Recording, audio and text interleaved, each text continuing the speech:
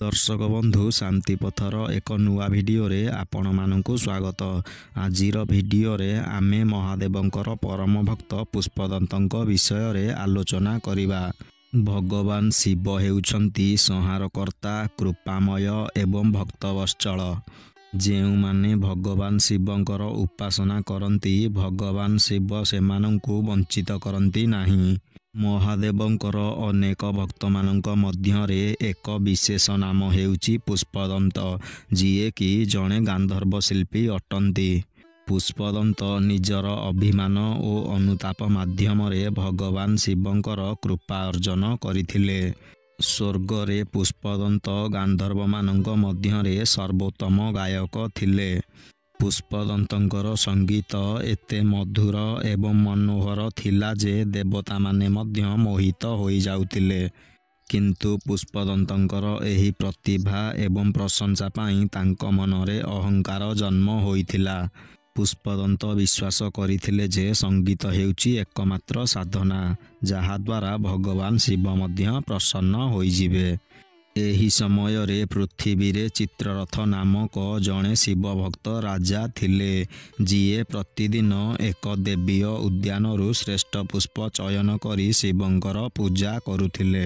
राजा चित्ररथंकर उद्यानर पुष्पगुड़िक एते दिव्य एवं अपूर्व थिला जे सेमानंक महिमा देखि पुष्पदंत मध्य आकर्षित होइथिले। उद्यानर फूलगुड़िकु देखि पुष्पदंत चिंता कले, एमिति सुंदर पुष्प केवल स्वर्गरे देवता मानंक पाई उपयुक्त। एहीपरि भावरे चिंता करी पुष्पदंत निजर अभिमान एवं मूर्खतारे बुड़ी सबु दिव्य पुष्पगुड़िकु चोरी करिथिले।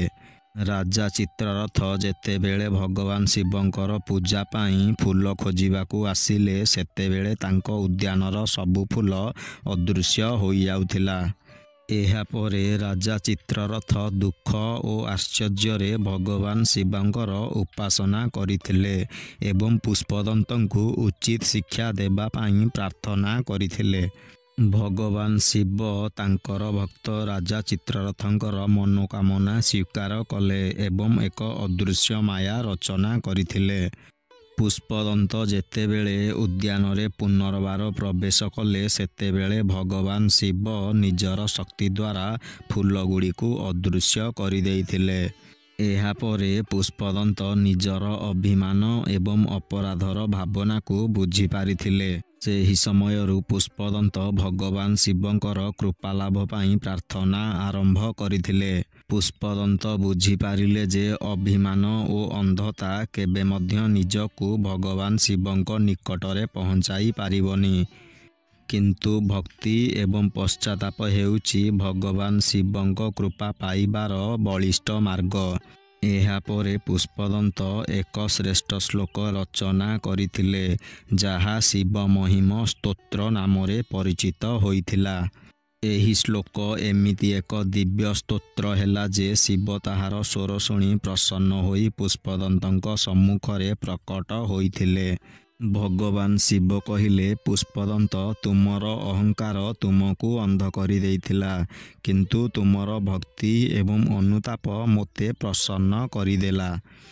एही शिव महिम स्तोत्र एबेठारु पृथ्वी रे एक श्रेष्ठ स्तुति भावरे प्रसिद्ध हेब।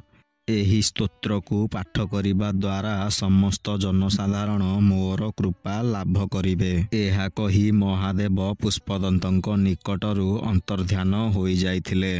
दर्शक बंधु, एठारे आजिर भिडियोटी शेष हेउची। एही भली पौराणिक संबंधी भिडियो देखिबा पाई एही चैनल को सब्सक्राइब करी पाखरे थिबा बेल आइकन को प्रेस करि दियंतु।